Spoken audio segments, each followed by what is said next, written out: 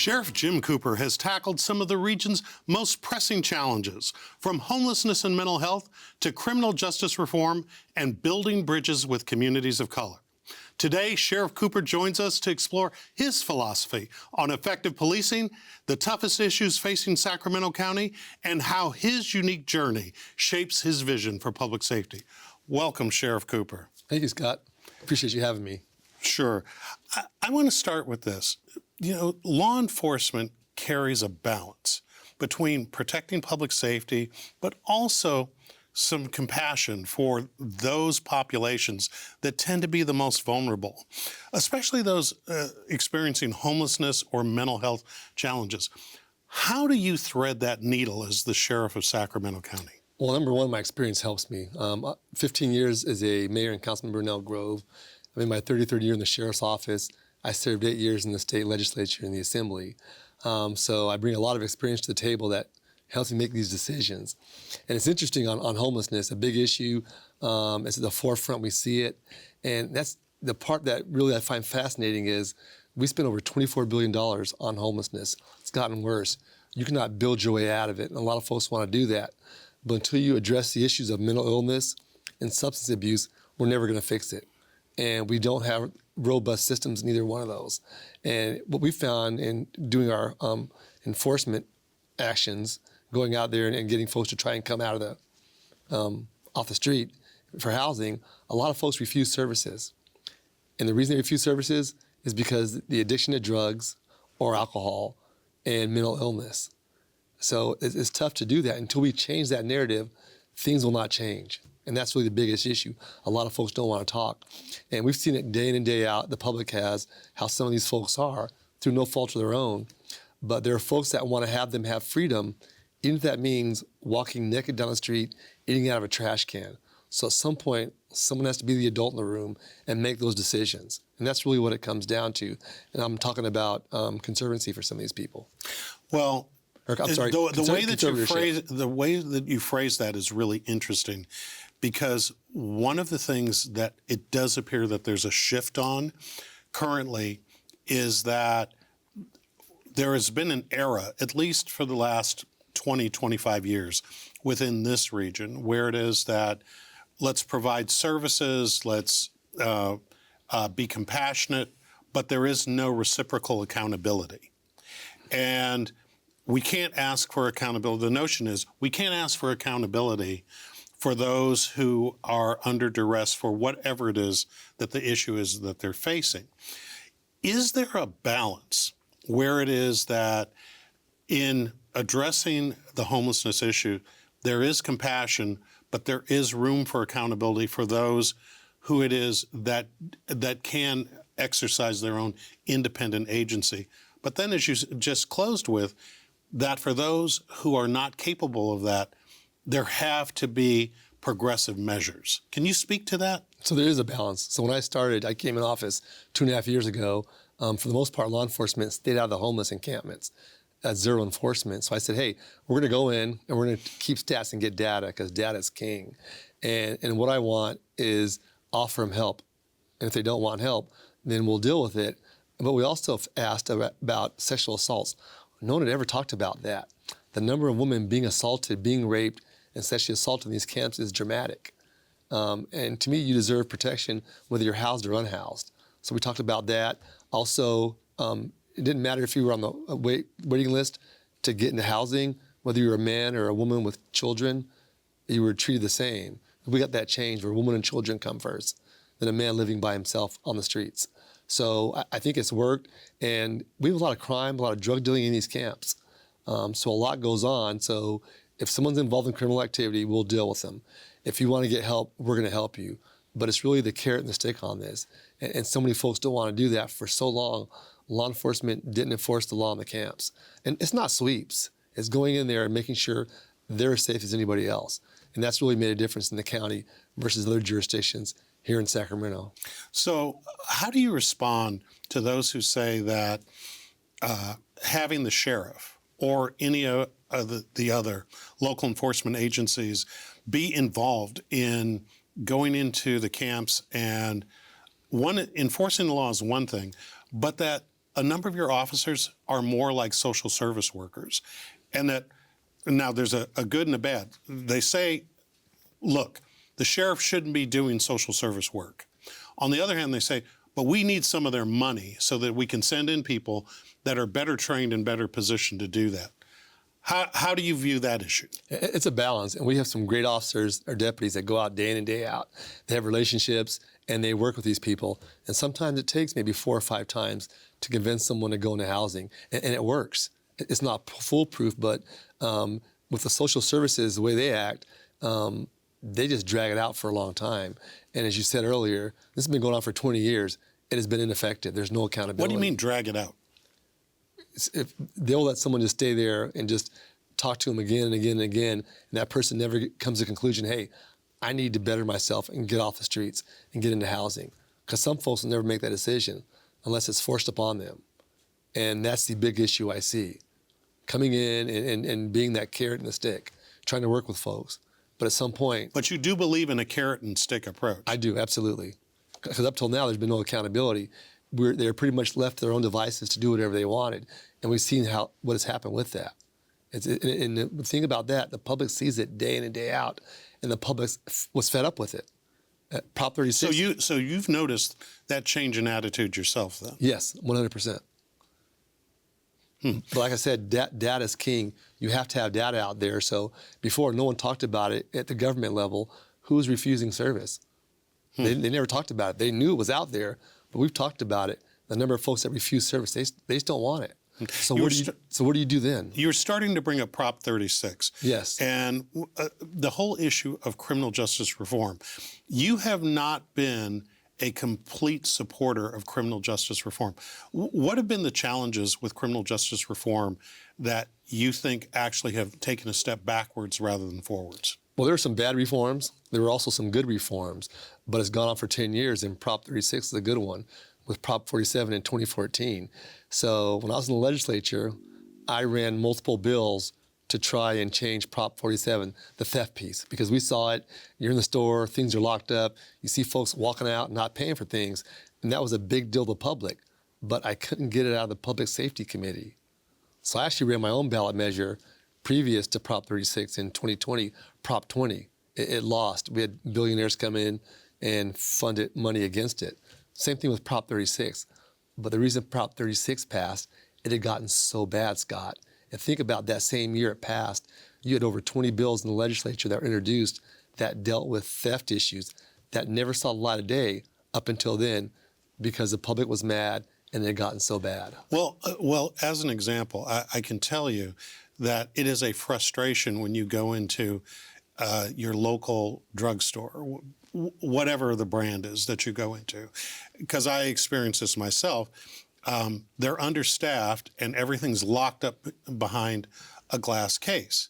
Now, the staff will apologize and say, well, that's because there's so many thefts. I was down in San Diego and I watched somebody walk out of a store with 2 cases of beer. Right. And the staff just said, well, we can't do anything about it anyway. And the cops, they're not going to come. So what's the point? But what it's done is prices go up. And frankly, it's become a big inconvenience. Right. We had an outlet store here in Sacramento. In that national chain, they were number 1 in theft. Number 1 in theft. And that's crazy. We all pay more. You see stores close, prices are going up. And I think because it was in your face and it was visceral, real with the public, that's why they got angry and really supported Prop 36, 70% statewide, even in San Francisco, even in LA. But no statewide official endorsed it, and not many folks in the legislature. So you see the polling, people feel strongly about it, yet as a leader, you don't engage. It's a disconnect. So I know that being a sheriff is a nonpartisan office, okay? But you've been registered as a Democrat. Yes. Correct? Yes. Okay. I was at a dinner in Washington, D.C. a couple of months ago, and I was sitting with a couple of people from conservative think tanks, and they said the following. They said, California is a state where Democrats completely control the state politically, statewide offices and the like, have absolute veto-proof majorities, and You're the home of the tech industry, which prints money constantly. So you have all the money and you have all the power. And what is the reason that you all can't solve problems like crime and homelessness when supposedly people from and they're talking about themselves, our political point of view, can't interfere with it? What's your response to that as somebody who's been mayor, an assembly member, and now elected sheriff? Most of that's true. It is a disconnect out there. There are some folks, not everyone, that feel that, they want no accountability. A lot of things have happened in the past, but they want zero accountability, and that does not do our state any justice, and that's really been the big issue. Like I said, there were some needed reforms that got passed, but when you look back upon it, a lot of things have transpired. And has it gotten worse? Yes, it has gotten worse. Crime is number one. Before, crime was always down there, very low, 6 or 7. But with the theft pieces, the human trafficking, the homelessness, people see it and people are fed up and they want something done. They're still compassionate, mind you, but Democrats control this. We've been in power for a long time. So we own a big piece of this, 100%. But it's interesting because the Capitol, when you're in the legislature, they vote and avoid. California is much more moderate and middle of the road than people think. Really? But that's not, yes, it is. We are. But it's not reflected in the legislature. You come up here, you're voting, and your constituents have no idea what you're voting on. Rarely do you get phone calls, unless someone, labor or somebody else says they got folks calling in and having you email for a certain issue. But for most votes, we vote on 3,000 bills a year, you don't hear from your constituents. If there was one issue related to criminal justice reform that needs to be changed because of an unintended consequence, what would it be? Too many to mention here, and not enough time. Way too many. Way too many. Yeah. Okay. Well, even like they passed a bill recently, human trafficking of a child is a violent felony. Up until then, it wasn't, and that's a big issue. And you think about some of these things. So right now in California, these crimes are felonies, but they're not violent felonies. Raping and drugging a woman, domestic violence, bombing a place of worship. So if the law changed on that, all it would do is not allow you to be eligible for early release. So you would basically do most of your time instead of getting out early. So I think if you rape and drug a woman, or you bomb a synagogue or a mosque, or you're convicted of domestic violence, maybe you should stay in there and get the help you need instead of getting out early. That sounds almost like what we used to hear about 3 strikes years ago. So are you a supporter of lock them up until they're too old to offend again? No, but you got to have accountability for some of these things. And people are getting out early. For instance, they're releasing for a while. There are 100 folks a month that were sentenced to life in prison. We're talking murderers that get out. So if you take someone's life, yeah, you shouldn't come out. Right now, we've got a big problem with the mental health diversion. So they expanded it to about 300 different diagnoses for mental health diversion. But it can be sleep apnea, OCD, ADHD, erectile dysfunction. Well, wait a minute. You're telling me that someone can be diverted from serving time into some sort of diversion program for erectile dysfunction and sleep apnea? Yeah. Caffeine, you have issues with caffeine, tobacco, cannabis, pretty much anything. So here in Sacramento, this father had a 20-month-old. He was home with a baby, drank a pint of vodka, a couple of beers. He beat the baby to death, a baby girl, fractured her skull, broke her ribs, ruptured spleen. I mean, he beat her to death, didn't remember how it happened. He applied for diversion. He got it. He completed his classes, and about 2 months ago in Sacramento, he lives in San Francisco now, on a Zoom, graduated from diversion. Everyone's clapping for him and cheering for him. His record's expunged. That arrest never happened. So right now he can apply for a job. They run his fingerprints and bring him back. It shows no arrest. So he can be a coach. He can be a teacher. He can be a Cub Scout leader. He can work at a group home and be around children. And that bill to fix that piece of that was heard in the legislature yesterday in the Assembly Public Safety Committee. I testified. They voted it down. So on what policy grounds? They didn't want people, even though it was very specific, they painted it with a broad brush, which wasn't true. And I've been in that building for 8 years, so I know the shenanigans that go on. But when it comes to children, either you're going to be with children or you're going to be with the offender. And those folks chose to be with offenders. We've had other cases where kids have been tortured and abused, and these folks get diversion. That's crazy. And are they okay with that person watching their kids or teaching their kids or interacting with their kids when they get out? Nobody is. There are some crimes that are unforgivable, and that's one of them. Today, in Sacramento County, in talking about the safety of the public right now, what's the letter grade you would give the level of safety that we enjoy in Sacramento County? In the county, in the sheriff's jurisdiction, I'd give us a B. What is it maybe even a B plus. Where is the place where it is that your grade is the weakest? Resources. And I'll tell you right now, child abuse. Before the recession, I had 12 child abuse investigators. I'm down to 7. So we never got fully staffed after the recession of 08 or 09. That's been the big issue, and that's department-wide. Mm-hmm. How does it, you said a few minutes ago, you were talking about your career trajectory, and you were the first elected mayor of the city of Elk Grove. Yes. Okay. With being a chief executive of a municipality, being a legislator yourself, how do those previous roles and all of the years you've spent as a deputy sheriff before being elected inform how you specifically look at issues that's different than, say, your predecessors did? I want to feel like I got a PhD from going to the legislature and some of those things because, and one thing is compromise. In the legislature, you've got to get through 2 houses, multiple committees, and hope the governor signs your bill. So learning to work with other people and accept different views. That was an invaluable experience in my life. Being on a city council where people come there and they live in your neighborhood and they'll tell you at the store what they like and don't like. So it was a great education for me. And then being in law enforcement, you see everything. So I've been very fortunate and blessed. So it gave me a great foundation. And that's really what has helped me be to who I am. You're the first black sheriff of Sacramento County and only one of, I believe, 2 in the state. Well, I was the second ever in California. Second in California. And there's the sheriff of Sonoma County, Eddie Ingram. He was the 3rd. As you know, communities of color, and in particular the black community, have had tortured relationships with law enforcement.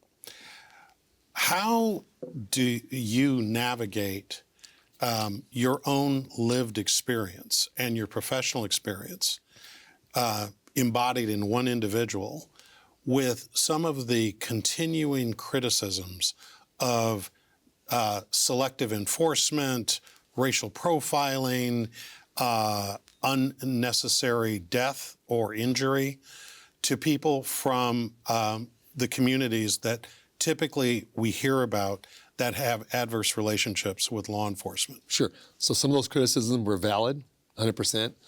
Things that happened in the past that weren't pretty and never should have happened. So what I do going forward, coming in as the sheriff of the biggest or largest department in Sacramento County, I've pretty much met with every employee. I've been to every briefing and talked to them and told them what my expectations are. Obviously the jail, that's where a lot of our issues are. I've been in the jail probably 60 times downtown. So the employees see me and they know what I expect. So I walk around and really I manage by walking around. I want to see what's going on and tell them my experiences. And they see that as a black man, as their leader, and talk about some of those things. We've had some difficult conversations with my executive staff and my managers and really set the tone for what I expect my officers to be. And it's a work in progress every day. Is it a training issue as well? I think it's training. It's a lot of things. It's tough. A lot of folks don't want to be in law enforcement. You can't work at home. You got to go to the job. You work weekends and holidays. You work Christmas and Thanksgiving. Sure. You work different shift hours. So the job doesn't appeal to a lot of people. The job pays well, and then you're dealing with humanity at its worst quite often, sometimes at its best. And it's just not for the faint of heart, because sometimes people want to hurt you. Well, let's go a little bit deeper on that, because I do hear it's very difficult for law enforcement in general, but specifically Sheriff's Department, to recruit these days. Right. And, you know, the pay is good. The retirement, some would say, is even better. Right. And so what are the unique challenges that you have in trying to bring people, and especially people who are going to embody the values that you want them to embody, to come in to the Sheriff's Department? Well, it's been tough. I mean, you look at some of the smaller police departments in the Bay Area, they have signing bonuses from as low as $5,000 up to $100,000. $100,000 signing bonus for a small PD, because those small cities can afford it. The counties, we have a lot of social services. We're the big mothership. So besides law enforcement, the county has a lot of other responsibilities to do that. So it's tough to hire. And when I came in, I had about 100 vacancies. I'm still at that. I think we're lowering it now. We're getting more folks in the academy, more women. That's one thing we've had. So we're starting to make a dent and get people of color in the department. So we're much more diverse than when I came on, you know, back in 1984. So things are changing slowly, but it's difficult. It is hard to hire, and that's everywhere, in every aspect. And we're a very young department, very young, very inexperienced. And Really? That's in law enforcement, yes. Well, Very you say young. young and inexperienced. Tell me what you mean by that. So when I went to patrol as a patrol officer, the training officers were military veterans that had been in patrol for, 10 or 15 years. So a great deal of experience in dealing with people. Now, I think our average patrol officer has only been in patrol 3 years. You have folks that are training officers that are 3 years in patrol. So it's very young. Our department on the graph is very young or very old. So a lot of young people. And that's not bad, but still, it's lack of experience. For instance, a lot of these young kids, as you know, don't get their driver's license until they're 19, sometimes 20, and some of them can't drive that good. So they tend to have more accidents. Interesting. Yeah. So I want to turn the conversation to you.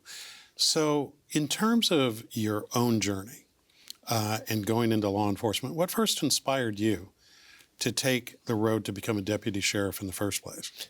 So my dad was in the Air Force. We came to Mather. I graduated Cordova High School. I was going to college, and I was working part-time at Sacramento 6 Drive-In at Bradshaw and 50. And they had sheriff's deputies working there off duty. I'd never been around cops, never shot a gun, knew nothing about law enforcement. And I would talk to these officers, these deputies, and one day they suggested, hey, we're hiring, take our test. So I'm 19, I take the test, I pass it, and I just turned 20, I started the academy. And so that's kind of what got me there. It's interesting because you have proudly, flown the flag for law enforcement in the decades that you first arrived on the scene. One of the places, and I want to come back to this, you talk about the relationship between the law enforcement and communities of color. One of the criticisms of you is that within the African American community, that you are not always seen as someone who is involved in addressing the issues of that community and other communities of color. I just want to put it out there for you to respond to that, because it's not something that's typically said directly to you, so I'm going to do it. Right. But you have, in your final words, what is your response to those people who think they know you, but maybe they don't? Well, it's tough sometimes. You see one image, and I think anyone of color in law enforcement, it's a difficult job because you're seen as them and not one of us, and you have a job to do. In law enforcement, you see a lot, and you do a lot. And is it unjust? Maybe, yeah. But that's just life. I can't complain about it. All I can do is go out and do the best job that I can and commit my best effort every day. And I think I've been pretty good at it. What's interesting is I've got 2,500 employees, and Dan Hahn said it best. I can be home in bed asleep and get in trouble for something somebody else did, which is true, but you try and do what's right, and things we don't talk about. In 2.5 years, I've fired over close to 30 people, sworn and non-sworn. So I'm very, direct in dealing with that. And the same thing with folks when I got elected sheriff. He's a Democrat, he's liberal, no gun, no CC, no concealed weapons permits. He's not going to enforce the law. I've had folks come up to me and say, hey, you know what? I didn't vote for you. I didn't think that much of you, but you've done a great job as sheriff. I've heard that a lot from both sides. So, you're in the middle, you make some people mad, you make some happy. That's probably the best you can do. And I think we will leave it there. Thank you, Sheriff Cooper, for coming on, and keep keeping us safe. Thank you very much, Scott. Appreciate All right. you. And that's our show. Thanks to our guest, and thanks to you for watching Studio Sacramento. I'm Scott Syphax. See you next time right here on KVIE.